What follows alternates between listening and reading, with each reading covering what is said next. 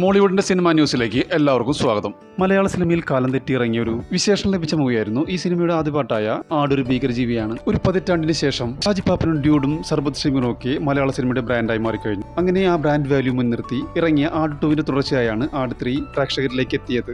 തിയേറ്ററിൽ നിന്നും വൻ സ്വീകരണം ഏറ്റുവാങ്ങിക്കൊണ്ടാണ് ഷാജി പാപ്പനും ഡ്യൂഡും സർബത്ത് ഷമീറും ഒക്കെ മുന്നേറുന്നത്. പതിവ് പോലെ മണ്ടൻ പരിപാടികളൊക്കെയാണ് ഈ സിനിമയിൽ ഉൾപ്പെടുത്തിയിട്ടുള്ളെങ്കിലും അതിന് പുറമെ ഒരു കോൺസെപ്റ്റുമായാണ് ഈ സിനിമ ഇറങ്ങിയത്. പക്ക ഹ്യൂമർ ഫാന്റസി ഫൺ റൈഡായിട്ടാണ് സിനിമ എത്തിയിരിക്കുന്നത്. തിരക്കഥയും മേക്കിങ്ങിന്റെ മികവും എടുത്തു പറയേണ്ടതാണ്. സയൻസ് ഫിക്ഷനും ടൈം ട്രാവലറും ടൈം ലൈൻ ഇങ്ങനെയുള്ള ഘടകങ്ങൾ മിഥുൻ മാനുവൽ ബുദ്ധിപരമായി പ്ലേസ് ചെയ്തിട്ടുണ്ട്. ഷാജി പാപ്പൻ, ഡ്യൂഡ്, സർബത്ത് ഷമീർ എന്നിങ്ങനെയുള്ള എല്ലാ ക്യാരക്ടറും നല്ലൊരു എൻട്രി സിനിമയിൽ നൽകിയിട്ടുണ്ട്. പാപ്പനും പത്മനാഭരാജാവുമായി അനായാസ പ്രകടനമാണ് ജയസൂര്യ കാഴ്ചവെച്ചത്.